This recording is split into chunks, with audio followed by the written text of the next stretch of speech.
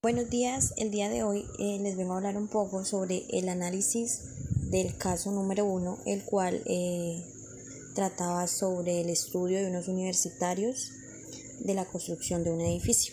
Continuamos con la actividad número uno, en este caso es la continuidad, pero en la actividad número dos. Mi nombre es Jamie Adriana Trujillo Jiménez, soy estudiante de Ingeniería Agroecológica de la Rectoría Oriente, específicamente la Uniminuto C de Villavicencio.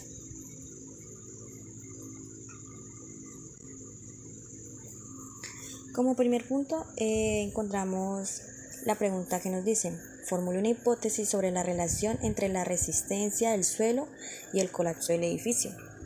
Como hipótesis podemos decir que a menor resistencia del suelo, mayor probabilidad del colapso de un edificio. ¿Esto por qué? Porque el suelo puede ser muy inestable. Entonces, en el momento que vamos a construir una edificación, una casa, o sea, alguna cosa que en ese suelo, tenemos que tener muy en cuenta cómo es la estabilidad del terreno.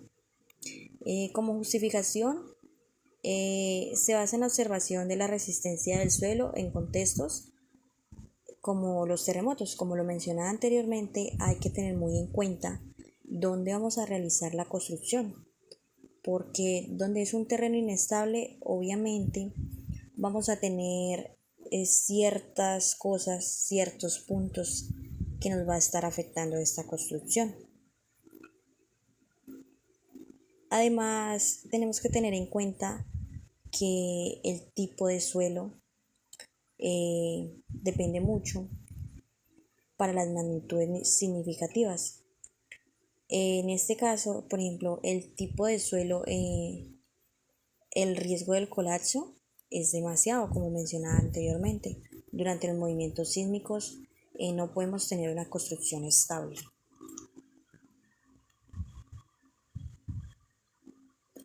Como segundo punto encontramos la siguiente pregunta que nos dice: realice una prueba de hipótesis para determinar si hay evidencia suficiente para apoyar o rechazar la hipótesis planteada.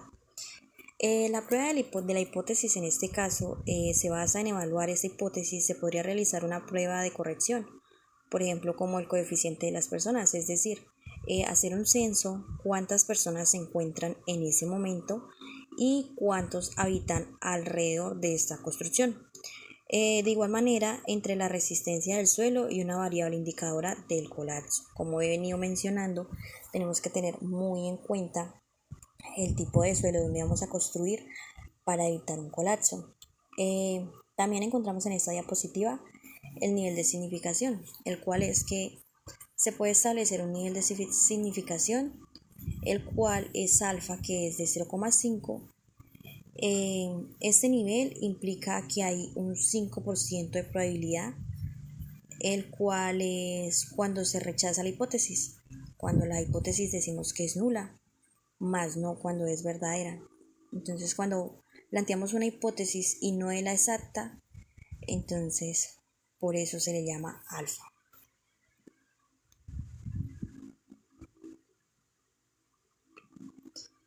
Bueno, como prueba de hipótesis también tenemos para calcular la estadística.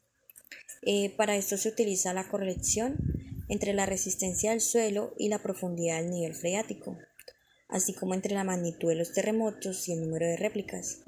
En este caso utilizamos la ecuación que se muestra ahí en este momento. Utilizamos la prueba T para comparar las medidas de resistencia del suelo. Entonces, como se puede observar en la parte de arriba, tenemos la ecuación. En la parte de abajo ya la tenemos disponible con los datos, el cual nos arroja 1.14.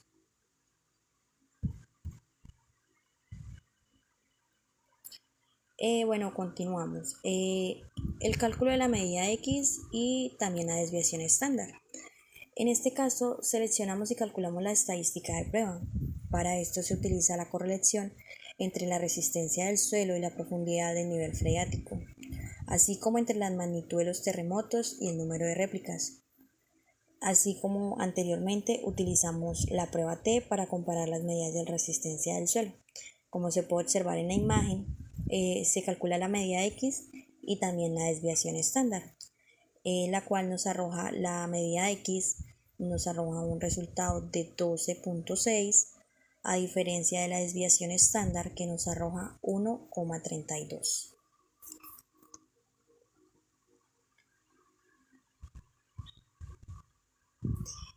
Bueno, la prueba de hipótesis. Para el gráfico, en este caso se dibujará una distribución normal con el valor cítrico, marcando en el lado horizontal, en el lado derecho, dependiendo de si se realiza una prueba unilateral o bilateral. En este caso ahí podemos observar al lado derecho y al lado izquierdo sobre una pendiente. De igual manera, se puede comparar el estadístico de la prueba y los valores críticos.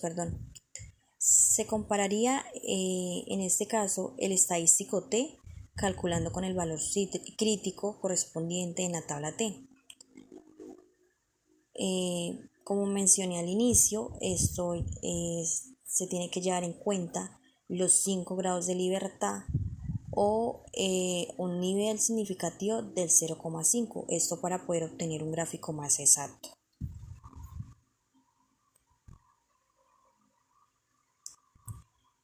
Bueno, hay como conclusión anteriormente, podemos establecer un nivel significativo de 0,5, como lo mencioné. Se determina que si el valor calculado de la estadística de la prueba cae en una región de rechazo fuera de, digamos, menos 1,96 o 1,96, se rechaza la hipótesis. En este caso la hipótesis es nula. El gráfico de la distribución normalmente nos ayuda a visualizar esta discusión y los valores críticos asociados, como lo mencionaba anteriormente. Tenemos que tener muy en cuenta y saber muy bien los gráficos del terreno donde se encuentra la construcción o donde vamos a realizar la construcción.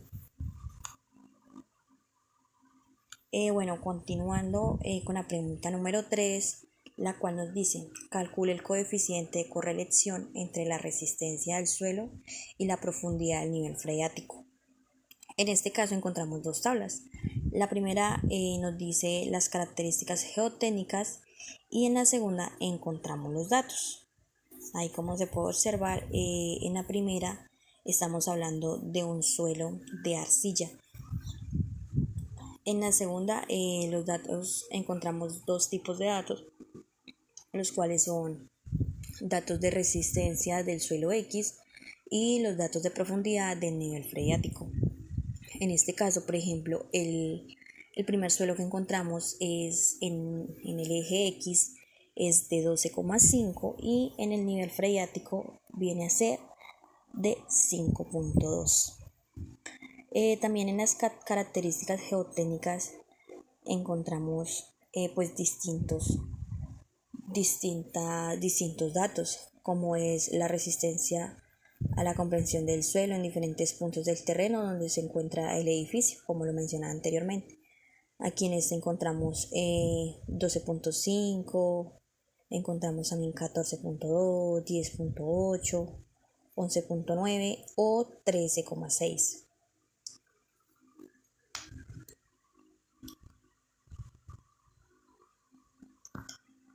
Bueno, esta como tal es la ecuación que se utiliza para calcular la media, ya sea X o Y.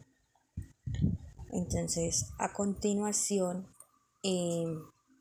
podemos observar una covarianza con unos cálculos. Ahí, como se puede observar, el cálculo de desviación estándar y el coeficiente de corregulación entre la resistencia del suelo y la profundidad del nivel freático. Como lo mencioné anteriormente, hay que tener muy en cuenta ya sea el eje X o la resistencia del suelo es de alguna manera igual con la profundidad del nivel freático para poder tener en cuenta y poder sacar unos datos más exactos. Bueno, como cuarta pregunta encontramos la siguiente, que nos dice: Evalúe la fuerza y la dirección de la relación mediante un gráfico de dispersión y el coeficiente de correlación. Los datos que encontramos dos diapositivas anteriores, el cual fue 12.5, 14.2, 10.8, 11.9 y 13.6, el cual la resistencia al suelo X, y al otro costado encontramos la profundidad del nivel freático, los cuales es 5,2, 6,1, 4,9, 5,4 o 6,3. En el gráfico de dispersión podemos mirar que por ser un gráfico de dispersión, si se encuentran los puntos cerca a la línea que pasa, esto quiere decir que viene a ser un poco más exacto, como es en este caso y se observa ahí. Tenemos 5 puntos, los cuales 2 están uno al inicio y el otro al final de la línea. Los otros 3 los encontramos a los costados de la línea. Esto quiere decir que los datos que tenemos son exactos. Es decir, que es un suelo que en los cálculos que tienen, los estudios que le han realizado, son exactos. Más sin embargo, no se puede determinar el tipo de magnitud de los terremotos y cosas así por el estilo.